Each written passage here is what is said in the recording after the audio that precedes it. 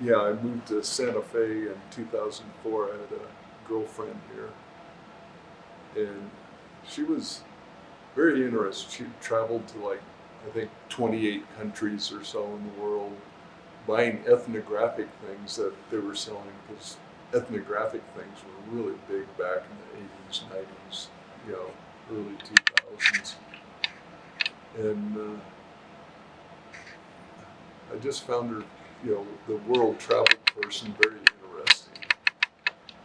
And so I moved here, and after a year, she committed suicide, shot herself.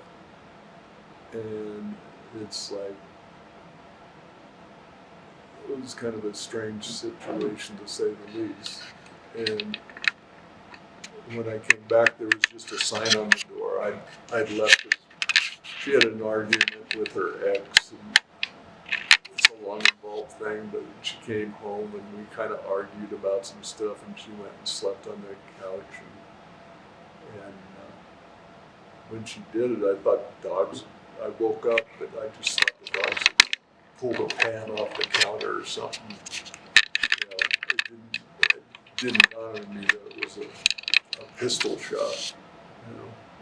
And in the morning I got up and I took off and I went for a hike, so I could just do my little thinking and stuff. And when I came back, there was a sign on the door, "Don't go in," and stuff. So I went over to the exes and found out what happened.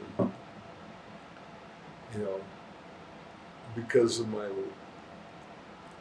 most of the time not very emotional self, I totally just closed off, and I didn't deal with it at all. And that's, from my childhood. I wasn't getting any emotional support when I was a little kid, and it's like I didn't know how to deal with it.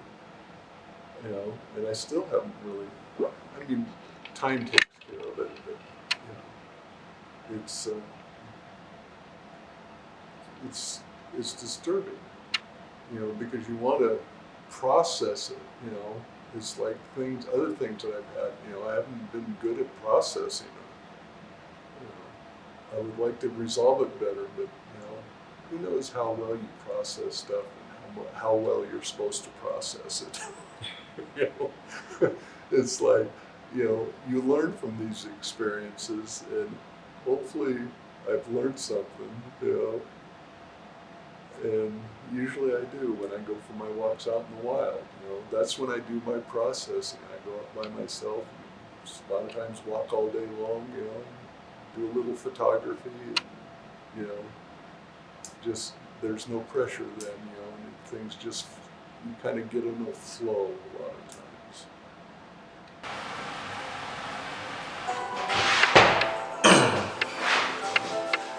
I have moved from the highest level of excellence, and I have also experienced the lowest level of sorrow. I have won national and international awards in 2014, 2015, and in 2017 I lost my business that I started with 6 figures in United States dollars, and was indebted to several amounts of money. However, I was still hopeful to live and to experience life. In 2019, I came home from work and had an accident that I had to be air flown by a medical chopper to the nearest hospital that is good when it comes to burns. I sustained 4th, 3rd and 4th degree burns. I was blind for almost 2 weeks, and I was discharged from the hospital way earlier than the doctors had anticipated.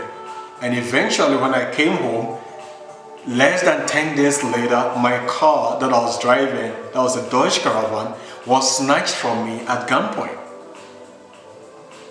I had to walk like 3 miles to the nearest police station to get home in the cold night of winter. So I believe strongly that life actually happens, and as life happens, it comes with its own challenges, and the challenges, that is when you also see the solution. So you have to tell the alcohol, the drug, or worst of it all, taking your life, not today. This is the goal of the program, to inspire each person who is going through life challenges that is so difficult for them to deal with, that they are thinking about taking their lives, to give them that kind of hope, the glimmer of hope that maybe, just maybe, if people went through the same challenges that I did and I'm thriving now, just maybe I shouldn't take my life yet. I should not resort to destructive outlets like alcohol, excessive alcohol use, or drug, or getting addicted to or hooked on drugs, or actually the worst of it all, like hurting themselves. We are going to use no script at all. We will be able to communicate to you organically, because we believe strongly that communication is hampered. Effective communication is hampered with script.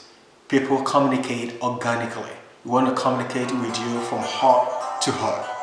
So we shall be speaking to people all over the world to tell us about their life experiences that you may be going through, and are thinking about any destructive outlets or coping mechanisms. So stay tuned and be looking forward to more videos on a weekly basis. And if you have not subscribed to the Greatest Call yet, please do, and then hit the bell button so that when we upload new videos, you shall be the first person, or one of the few first people, to watch our videos.